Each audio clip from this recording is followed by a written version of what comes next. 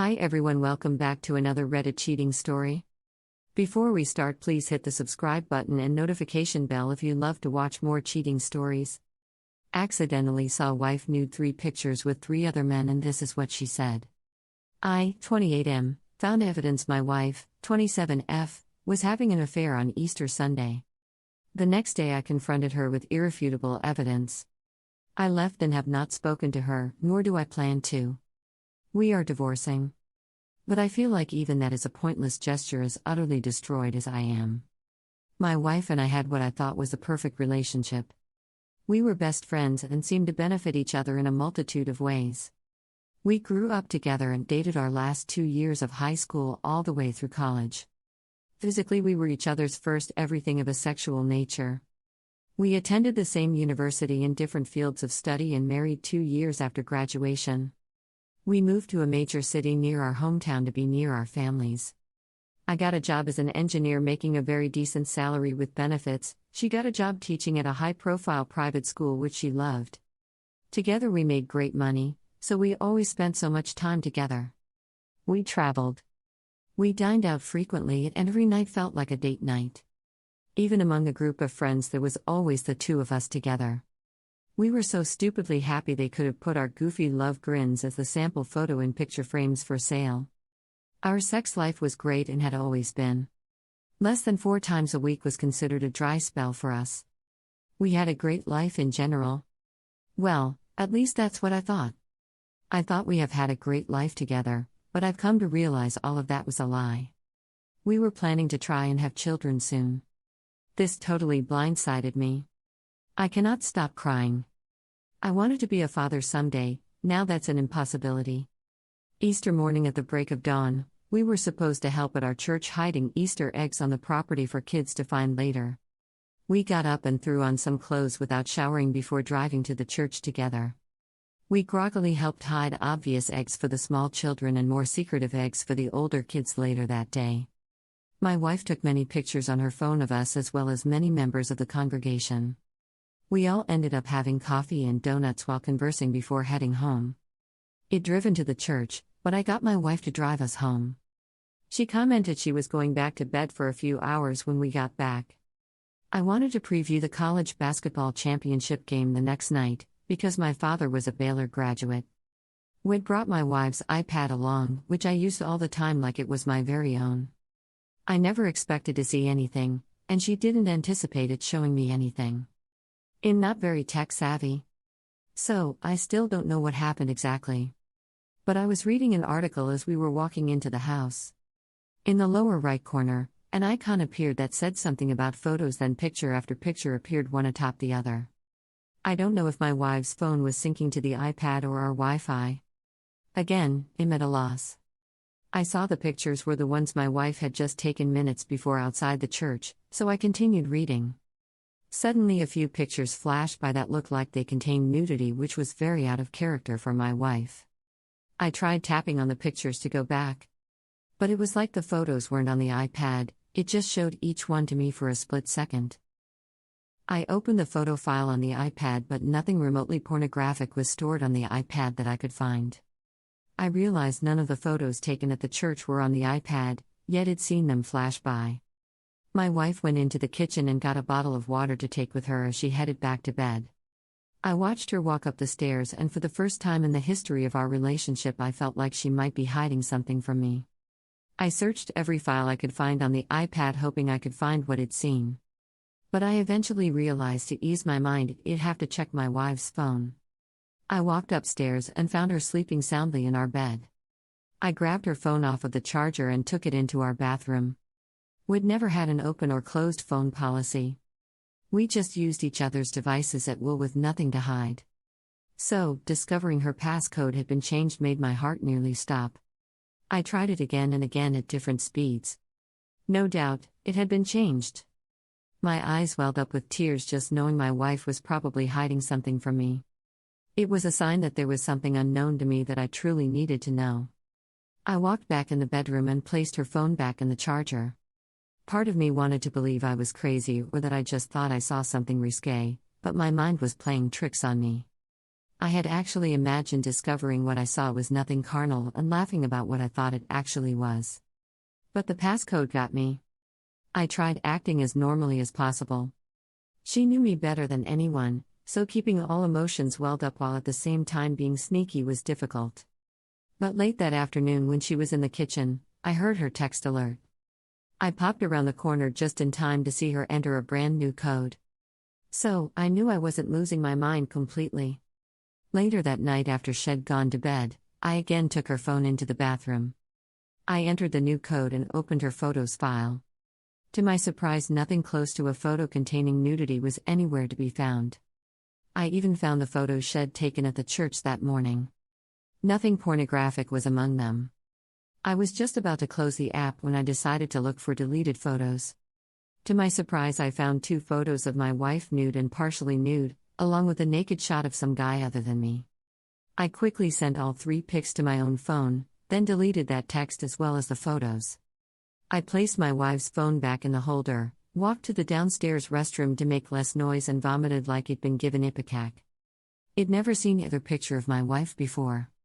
She didn't do that sort of thing, and I didn't really desire it. I could always have her to myself soon enough given the next opportunity, and I already knew how beautiful she was naked. We just felt like photos like that could always come back to haunt people.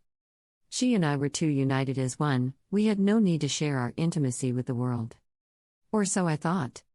I sure didn't know who the guy was in the picture. I looked at it and felt anger even having no idea who he was or if my wife knew him in any way. After I stopped hurling my guts up, I laid in the floor and cried like a little child. I had never cried harder in my life, but I just knew something was wrong, I could feel it. I got a few hours of sleep next to my wife before I had to get up to go to work. Every project I was working on got put on hold as I researched how to recover texts from a phone. As it turns out, since the plan we had was in my name through my employer, I could access every message and pic sent via text. Long story short, I recovered raunchy messages, selfies, and yes, even pics and video together, all there. I could say I went and vomited again, but it was dry heaving. I'd gotten rid of the last thing I could throw up at 2 a.m. I went down to my car and cried so hard I thought my eyes would bleed. I couldn't imagine the nightmare I was living was real. But I knew instantly everything with my wife, my best friend, was over, and every dream I had was gone. I yelled primal screams of rage. I was thankful she wasn't there at my moment of discovery. I didn't know what I was capable of, and I didn't want her to see me like that. I couldn't think what to do, where to go, who to call. I was just in shock, and the person I would have turned to at a time like that was the very person who had destroyed me. I stopped crying and just sat there in a complete daze, unsure what to do, but certain I didn't want to do anything. I knew what had started off as an unproductive morning was certain to be an unproductive day. I went back inside, met with each team member on the company project we were doing, then left work. I didn't even want to look at my wife, so I certainly wasn't going to go by her school to confront her. I just drove around for hours in shock. I went from tears to rage and back again. The evidence was overwhelming and undeniable. I thought of emailing her and both our families all the information it found and then driving my car off a ravine. I truly didn't want to continue living, and I certainly didn't want to deal with the confrontation to end our marriage once and for all. My wife usually got home a few hours from work before I did. So, I parked down the street from her school to see where she went when she got off from work. I had it in my mind from what it found she'd probably head to her lover's house for a quickie after work. But she left and went straight home, oblivious I was following her most of the way. It printed out pages and pages of texts and pictures at work to show her what I knew. I anticipated confronting her and her denying anything until I showed her proof, leading to much conversation and fighting. I didn't want that. I didn't want to ever lay eyes on her again, talk to her, or be in her presence ever again. Those pictures in particular ended all love I ever had for her in an instant. In fact, in the course of a day I went from loving her more than I knew it possible for a human to love to hating her with every fiber of my being. How she could do to me what she did was mind-boggling. We were done the second she cheated. I was just the last to get the memo. My mind was all over the place. I just wanted to go into the house, pack a bag and leave without seeing her or saying a word if possible. When I walked in the front door, she was sitting on the couch texting. She may have been texting her mom, her sister, most anyone, but I knew she wasn't texting me. And that day I'd learned the odds were high she was busy doing more things that could cause me more pain. She smiled and noted that I was home from work early. I didn't say a word to her. I just walked down the hall into our bedroom. I got a suitcase out of the closet and began packing clothes for the work week for my stay in a hotel room. She came into the bedroom, saw me packing and asked if I had to go on a sudden business trip. I stopped what I was doing, looked directly at her with a stare of absolute loathing, then continued packing. She walked up to me, asked me what was wrong and placed her hand on my back. I recoiled from her touch like it just had some dead animal carcass filled with maggots touch me. I turned and yelled at her loudly to never touch me again before pushing her away. When she tried to ask what was wrong, I called her a disease-filled whore that deserved to have a fiery hot poker inserted into her privates to keep her from procreating.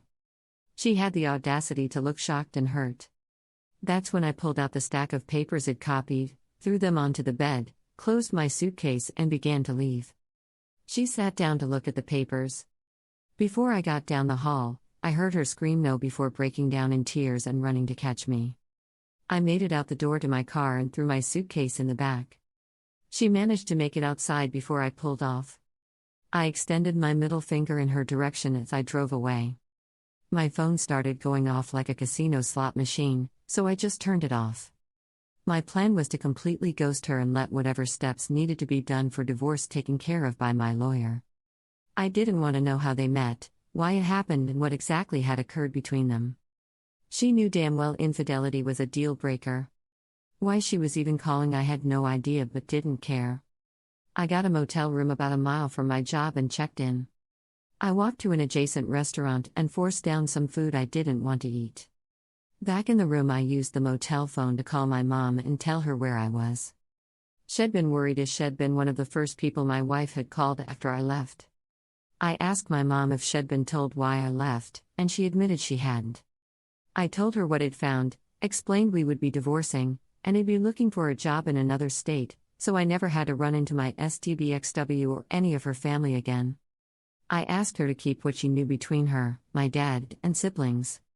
My mom cried. I mean, I wasn't there to see it, but it sounded like ugly crying in disbelief. But the realization my wife and her family were no longer any part of our lives hurt.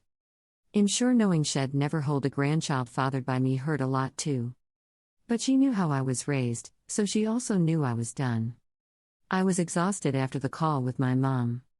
So, I cried myself to sleep only to be awakened by a knock at the door around midnight. I got up and looked out the peephole to see my STBXW anxiously waiting for me to open the door. I couldn't grasp how she'd found me, much the less figured out what room I was in. But I did not want to see her or hear her voice. After what she did to me, she lost any right to even look in my general direction. So again, I used the motel phone. But instead of calling my mom, I called the local police. I stayed on the line explaining the situation as they sent 2 officers. I watched as the police removed my STBXW from in front of the door and led her over to the squad car. Then one officer knocked on the door and I let him into the room. He assured me they wouldn't let my wife in and asked how I wanted them to proceed. I explained I wanted her to leave me alone and I wanted absolutely no contact with her ever again. He and I filled out all the necessary paperwork for a restraining order. He made sure the row was what I wanted since it would limit me from being able to go back to my house on my own to get things without police escort. I told him I never wanted to enter that house again. I was done with her and she could have it and the rest of our belongings. He got her to sign the row. I watched her and the cops drive away, then went back to bed for a few hours. I made it to work the next day. Everyone asked how I was feeling since they all thought I left due to being ill. I told them I still felt a bit under the weather and told them I'd be working in my office all day just in case what I had was contagious. I called my boss and asked him for a good time to meet in my office. 15 minutes later, he was sitting across from me. I'm sure he was there to get an update on the project my team was working on. When I explained the previous day I discovered my wife had been cheating, he seemed almost as shocked as I was. I didn't begin to mention I'd soon be looking for another job out of state. But I did convey there was no chance of reconciliation, and as far as I was concerned, my wife was dead to me. It was all I could do to maintain composure and not cry.